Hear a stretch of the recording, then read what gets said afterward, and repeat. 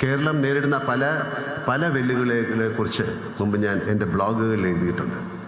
എന്നോട് തന്നെയുള്ള സംസാരങ്ങളായിരുന്നു ആ എഴുത്തുകൾ. ശുചിത്വം, പൗരബോധം, റോഡ് സംസ്കാരം, നിശബ്ദരായ മനുഷ്യരുടെ സഹനങ്ങൾ, ആരോഗ്യ മേഖലയിലെ പ്രശ്നങ്ങൾ തുടങ്ങിയ ഒരുപാട് കാര്യങ്ങൾ. പരിസര ശുചിത്വത്തെക്കുറിച്ച് ഞാൻ എപ്പോഴും പറയാറുള്ളതാണ്. മഴയും മഞ്ഞും വെയിലും മാറി മാറി വരുമ്പോൾ എത്രയെത്ര രോഗങ്ങളാണ് കേരളത്തിൽ താവളമടിക്കാറുള്ളത്. ഇതിന് പലതിനും കാരണക്കാർ നമ്മൾ തന്നെയാണ് എന്നതാണ് സത്യം. ഒരു യുദ്ധത്തിൽ മരിക്കുന്നതിനേക്കാൾ മനുഷ്യർ കേരളത്തിലെ റോഡുകളിൽ ഒരു വർഷം മരിക്കുന്നു എന്ന് ഞാൻ ഞെട്ടലോടെ ഒരിടത്ത് വായിച്ച കാര്യം ഞാൻ ഓർക്കുന്നു. മരിച്ചവരെക്കാൾ അധികമാണ് ഗുരുതരമായ പരിക്കേറ്റ് വീടുകളിലേക്ക് ഒതുങ്ങി ജീവിതം തകർന്ന് കഴിയുന്നവർ. ഈ രണ്ട് കാര്യങ്ങൾ ബഹുമാനപ്പെട്ട മുഖ്യമന്ത്രിയുടെ മുന്നിലേക്ക് എൻ്റെ ആകുലതകളായി വയ്ക്കുകയാണ്.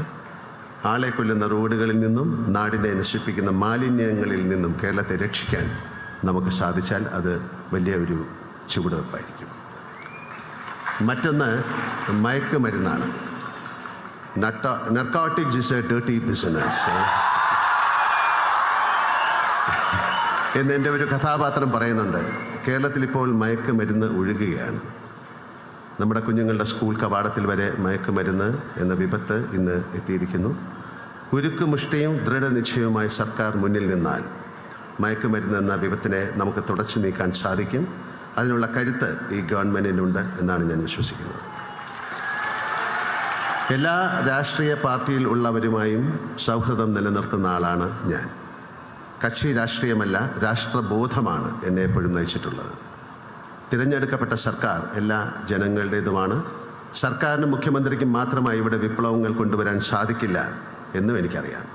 അവകാശങ്ങൾക്കൊപ്പം വരുന്ന നിഴലാണ് കടമകൾ. ഒരു കലാകാരൻ എന്ന നിലയിലും വ്യക്തി എന്ന നിലയിലും എന്നാൽ കഴിയുന്ന എല്ലാ സഹായങ്ങളും എന്നത്തെയും പോലെ സതീശൻ സാറിനും അദ്ദേഹത്തിൻ്റെ സർക്കാരിനും ഞാൻ വാഗ്ദാനം ചെയ്യുന്നു. ഇത്തരത്തിൽ ചെറുതും വലുതുമായ ഒരുപാട് കരങ്ങൾ പ്രിയപ്പെട്ട സതീശൻ സാറിനോടൊപ്പമുണ്ട്. എന്തിനും തയ്യാറായി ഞങ്ങൾ കേരളീയർ താങ്കൾക്കൊപ്പമുണ്ട്.